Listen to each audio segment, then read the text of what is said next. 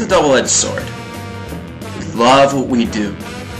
We report the news, we give our opinion, and we get ratings. We get fans. Sometimes, though, that passion can come out of control, and we can lose it, even in our words. On Thursday, December 13th, 2012, Rob Parker was a victim of that. Rob Parker was with Stephen A. Smith and Skip Bayless on that day.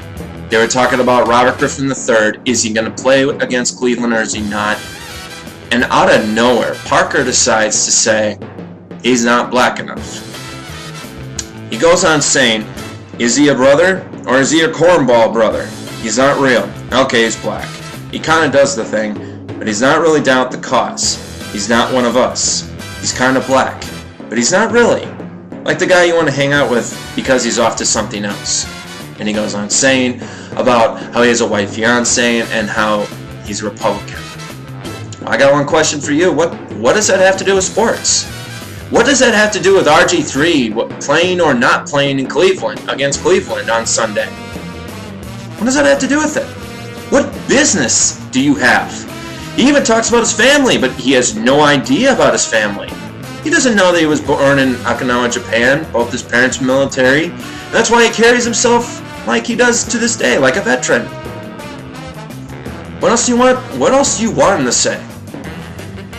Parker had no reason in the world to say this. He may not be a racist, but what he said was offensive, disgusting, and racist. And he deserves to be suspended. He deserves to be fired. He deserves it. You can't say that kind of stuff on TV. You can't. There's one thing that keeps you in the minds of fans, and that is your journalistic integrity. No falsifications, nothing like that. When your opinion goes out of control like that, you should apologize. And he never did. He stood by it. Why? Nothing to do with sports. Nothing. This is not one person we have to look up to as a role model. We have to look at this as a life lesson. Parker's being suspended was deserving. His opinion was flat out wrong. Mr. Parker, let me give you a tip. Journalistic integrity means not lying.